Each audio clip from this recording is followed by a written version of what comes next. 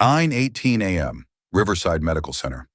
The morning shift change is thick with tension. In a crowded, sterile briefing room, Ethan Cole, a 38-year-old single father in a faded lab coat, stands at the back. The administration abruptly announces restructuring. Ethan's name is read aloud. The reason? Failure to follow protocol. A few nurses snicker, dismissing him as a low-tier physician. The department head smirks. Maybe try a private clinic, Ethan. He packs his things in silence, texting his daughter. Daddy's coming home early. As he walks out, their laughter echoes behind him. But outside, the sky begins to roar. In 12 minutes, everything changes. Ethan Cole was a man who lived in the margins of the loud, chaotic world of modern medicine.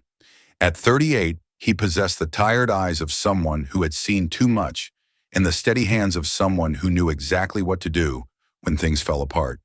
He was an emergency physician, but not the kind who chased prestige or social media fame. He was a veteran of the field, having spent a decade working in remote, underfunded clinics in disaster zones before life forced him back to the city. The turning point of his life had been the loss of his wife, Sarah. She had succumbed to a rare, complex cardiac condition that even the best hospitals had struggled to diagnose. After her death, Ethan's world narrowed down to a single point: his 9-year-old daughter, Lily. He moved to Riverside Medical Center for one reason. It was 3 blocks away from Lily's school. He wanted a boring job. He wanted to be the father who was always there for dinner. But Ethan didn't fit in at Riverside. The hospital was a temple of corporate medicine. The board of directors prioritized efficiency metrics, patient turnover, and brand image over actual, gritty medical care. Ethan was the silent outlier.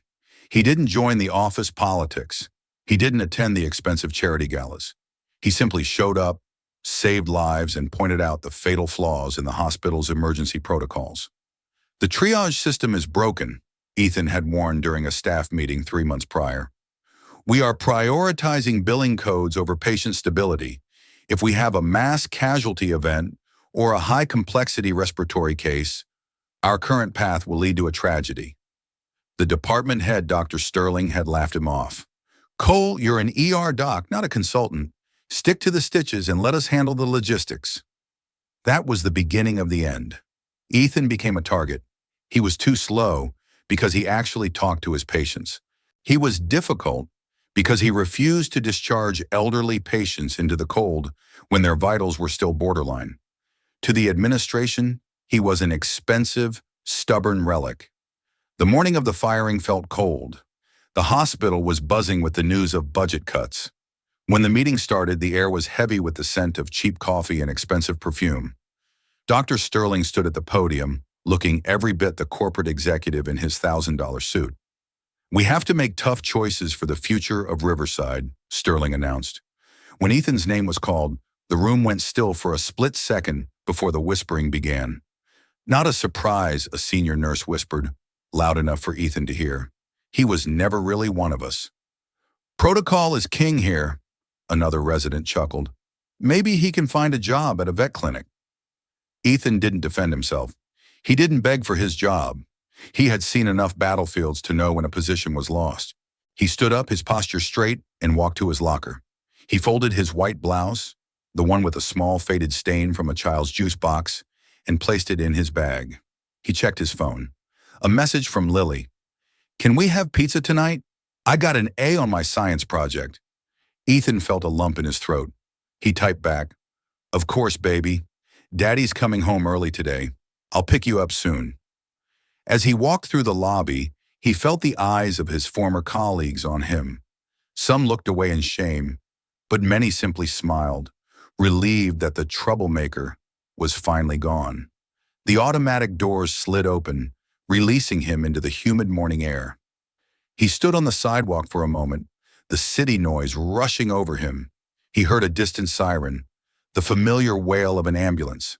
Out of pure professional habit, he turned his head, calculating the distance and the speed. Then he stopped. He wasn't on duty anymore. He was just a man with a box of personal belongings and a daughter to feed. He began to walk toward his car, parked in the cheap lot 3 blocks away. He didn't look back at the glass and steel monolith that had just rejected him. He thought about the lunch he would buy for Lily. Something cheap, a small celebration for her A, and a distraction from the fact that their lives had just become very uncertain. Behind him, the hospital's roof was silent. No one noticed the seismic shift in the air. No one saw the digital alerts flashing on the military consoles 50 miles away. Ethan Cole was out, and the world was about to find out exactly why that was a mistake. 11:02 a.m. The atmosphere inside Riverside Medical Center shifted from smug satisfaction to pure, unadulterated panic in less than 60 seconds. It started with a red line call. This wasn't a standard emergency patch. It was a direct, encrypted line from the nearby Blackwood military base. A line that had remained silent for nearly 3 years. The voice on the other end was frantic yet controlled. The voice of someone who knew the clock was ticking down to zero. Acute respiratory distress, complicated by a previous exposure to an unknown chemical agent during a foreign tour. His lungs are seizing. We've tried standard intubation. It failed. We tried a surgical airway, but the tissue is too reactive. We need your best thoracic and emergency specialist, now. No delays. Dr. Sterling, overhearing the call from the hallway, immediately saw dollar signs and a PR opportunity. Get our chief of surgery. Get the head of pulmonology. Prepare Suite A. Clear the floor. If we save this general, Blackwood will fund our new wing. But within 5 minutes, the dream of a new wing turned into a nightmare. The base's medical team sent over the patient's history via a secure link. It was a medical labyrinth. The chemical exposure had created a unique, crystalline scarring pattern in the pulmonary tissue. Standard procedures, bronchoscopy, traditional intubation, even mechanical ventilation, wouldn't just fail. They would cause a massive, fatal hemorrhage. The chief of surgery looked at the file and turned pale, his hands visibly trembling. "I can't touch this," he whispered, stepping back from the screen as if it were cursed.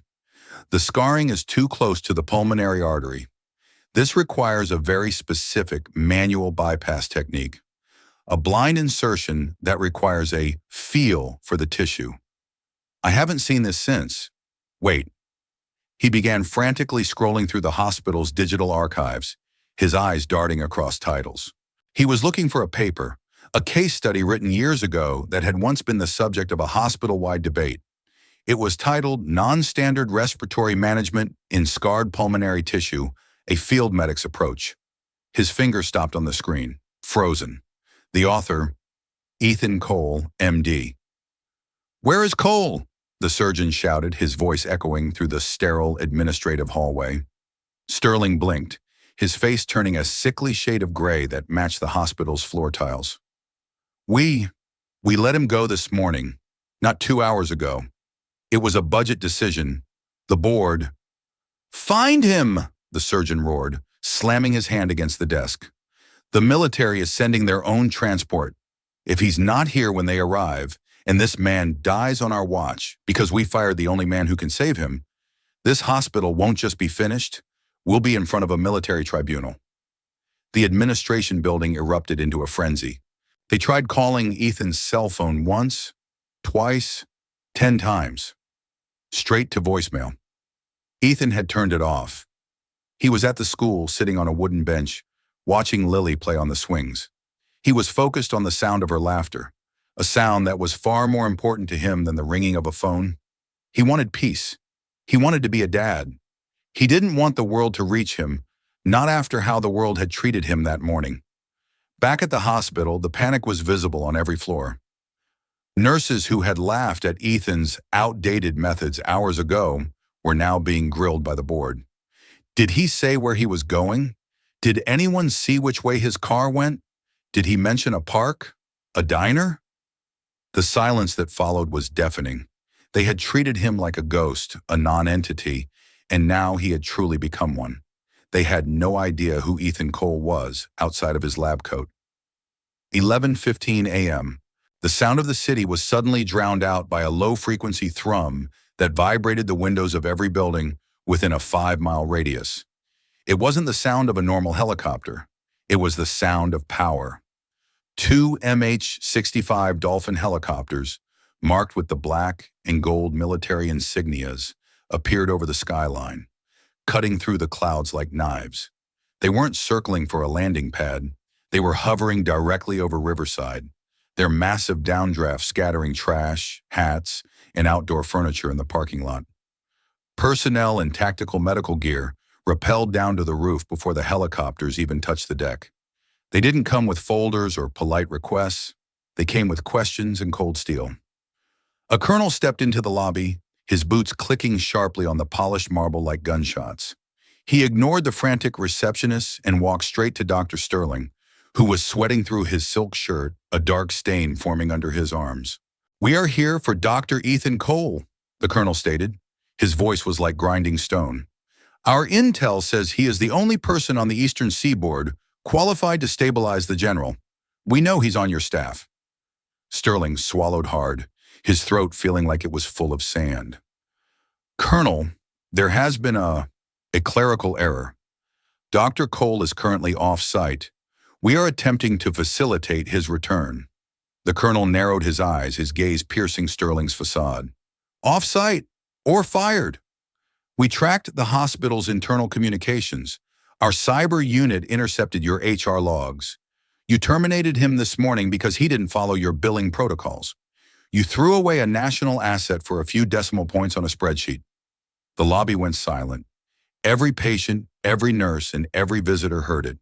The laughter of the morning was replaced by a crushing weight of realization. They had fired a man for being too careful, for being too thorough, and now the United States military was at their door because that carefulness was the only thing standing between the general and the grave. "Find him," the colonel said, leaning in so close that Sterling could smell the aviation fuel on his uniform. "You have 5 minutes to locate him, or we will consider this hospital's refusal to cooperate as an act of criminal negligence against the Department of Defense. I will have this facility shuttered by sunset." Sterling turned to his staff, his voice cracking, almost a shriek. "Call the police. Track his GPS. Check his credit card transactions. I don't care if you have to break every privacy law in the country. Bring Ethan Cole back." But Ethan was far away. He was holding Lily's hand, walking toward a small neighborhood diner. He was smiling at a story his daughter was telling him about a butterfly.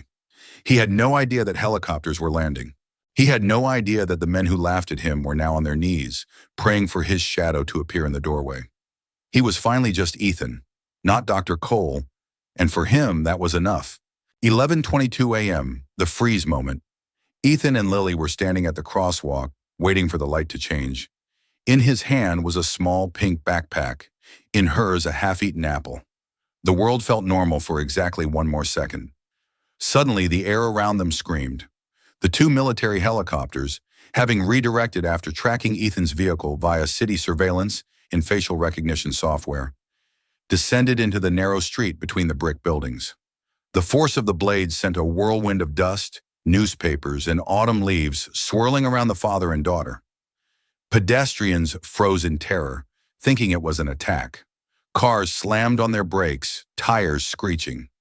Ethan instinctively pulled Lily behind him, his eyes narrowing, his old military training kicking in.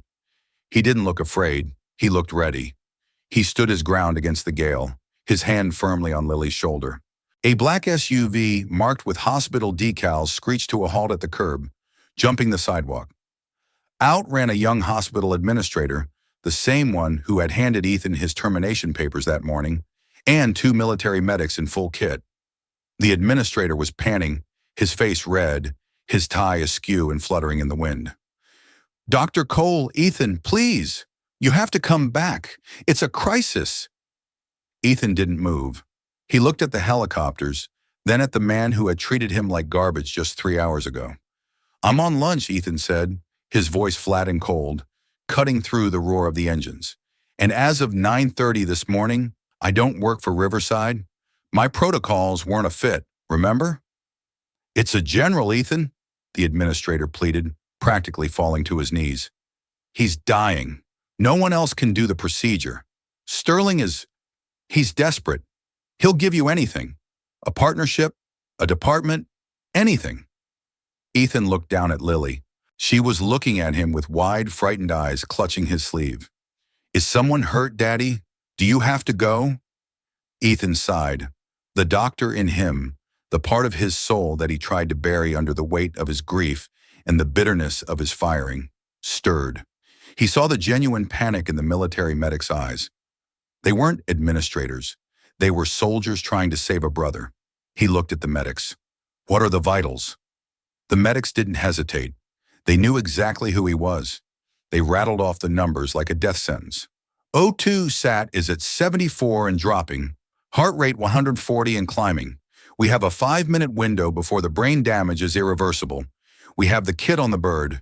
We need the cold technique. Ethan didn't look at the administrator.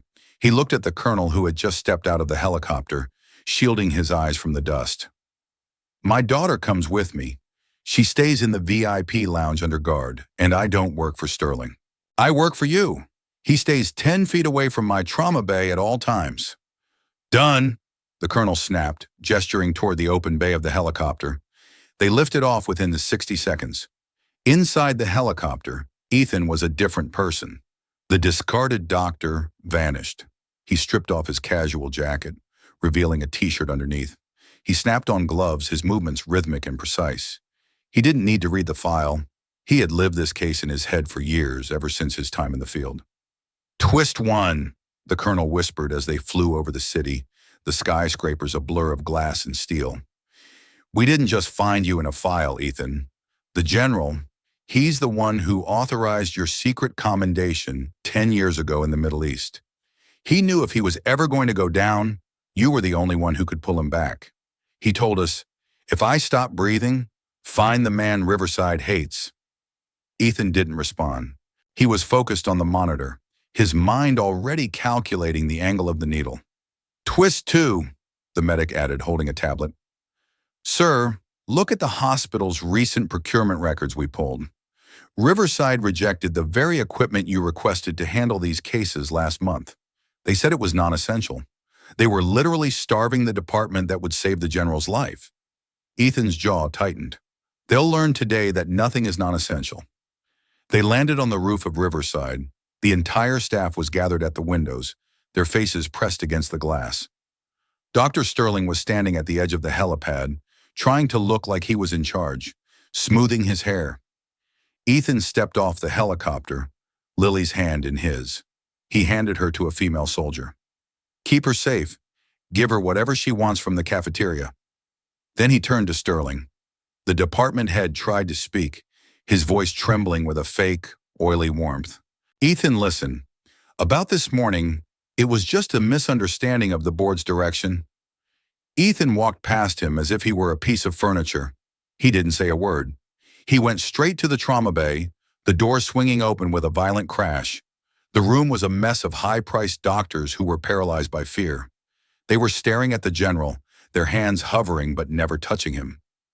Ethan entered, and the energy in the room changed instantly. He didn't shout. He didn't bark orders. He simply pointed, his voice a calm, low vibration that commanded obedience. You, suction. You, stabilize the neck. Sterling, get out of my light. Everyone else, if you aren't holding a tool, leave. For the next 45 minutes, the hospital watched a master at work. Ethan performed a procedure that looked more like art than medicine.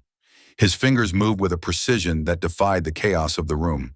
He bypassed the scarred tissue using a manual tactile feedback method he had developed in a tent in a war zone.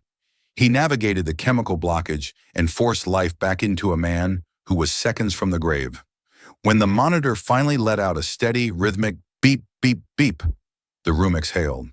The general's O2 sat climbed to 98. Ethan stepped back, his hands covered in blood and saline.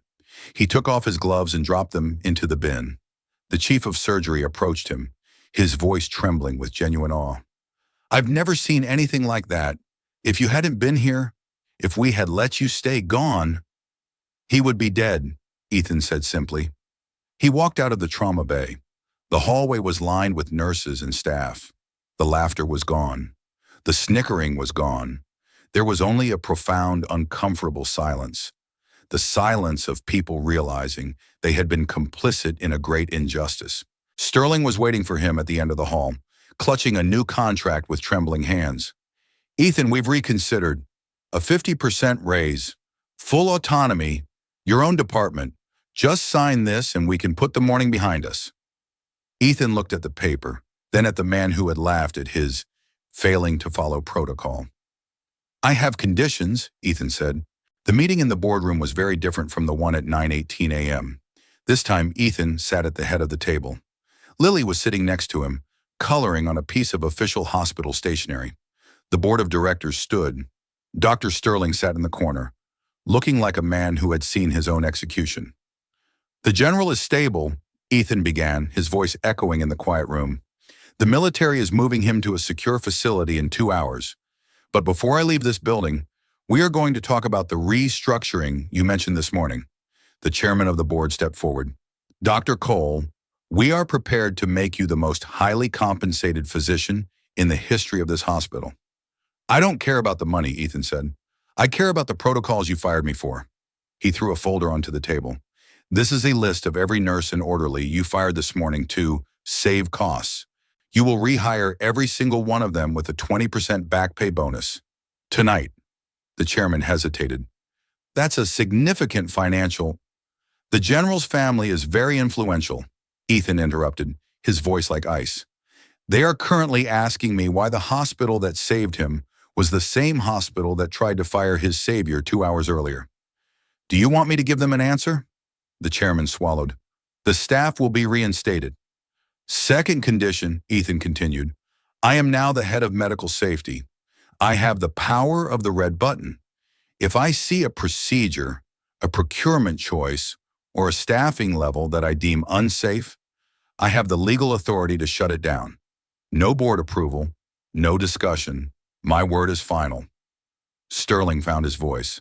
That's impossible. You would have more power than the CEO. Exactly, Ethan said. He looked at Sterling. And the third condition? Dr. Sterling is no longer the department head. He will be moved to the basement archives. He likes paperwork and protocols so much, he can spend the rest of his career filing them. The room was silent. Sterling looked around for support, but the board members were looking at their shoes. They knew the value of their brand depended entirely on Ethan Cole's presence. One more thing, Ethan said, standing up. He looked at the nurses who had laughed at him. They were standing in the back of the room, looking terrified. From now on, we don't laugh at the people who do the work. We don't laugh at the doctors who take the extra 10 minutes, because those 10 minutes are usually where the life is saved. He looked at Lily. Ready to go, baby? Did you win, Daddy? She asked. No, Ethan said, ruffling her hair. We just fixed the machines. He signed the new contract, but he didn't use a fancy pen. He used a cheap blue plastic pen he had found in the trauma bay. As he walked out of the boardroom, the staff parted like the Red Sea. There were no jokes. There was no mockery. There was only a deep, resonant respect. He hadn't just saved a general. He had saved the hospital from its own greed. And for the first time in a year, Ethan Cole felt like he could breathe. The weeks that followed were a transformation. Riverside Medical Center was no longer a corporate temple. It was a hospital again. Ethan returned to his shifts, but he didn't move into the big office on the top floor. He kept his locker on the ER floor. He still wore his faded lab coat, but now it was a badge of honor. When he walked into a room, the conversation didn't stop because of fear. It stopped because people wanted to listen. The younger residents followed him like he was a prophet. He didn't teach them how to bill insurance. He taught them how to feel a pulse, how to look a patient in the eye, and how to trust their instincts over a spreadsheet. Lily was a frequent visitor. The staff had created a Lily's Corner in the break room, filled with books and art supplies. She was no longer the daughter of a low-tier doc. She was the princess of the emergency ward. One afternoon, Ethan was sitting with Lily at the same neighborhood diner where they had almost eaten lunch on that fateful day. "Daddy," she said, biting into a slice of pizza, "why do the helicopters still come?" Ethan looked out the window. A helicopter was landing on the roof of Riverside. "They come because we're ready for them now, Lily. They come because we promised to be the best." Back at the hospital, Dr. Sterling was in the basement, surrounded by dusty boxes. He watched the helicopter land on a monitor. He remembered the laughter in the briefing room. He remembered how easy it had been to say the word terminated. He realized then that Ethan Cole hadn't been the one who didn't fit the protocol. It was the protocol that didn't fit the truth. The hospital's mortality rate dropped by 30% in the first 6 months. The staff turnover vanished. People wanted to work at Riverside because they knew their voices would be heard. Ethan stood by the helipad that evening, the wind from the rising blades whipping his hair. A young resident stood beside him, looking nervous.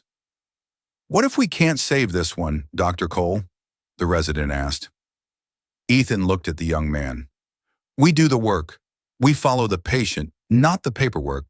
And if we fail knowing we didn't hold anything back."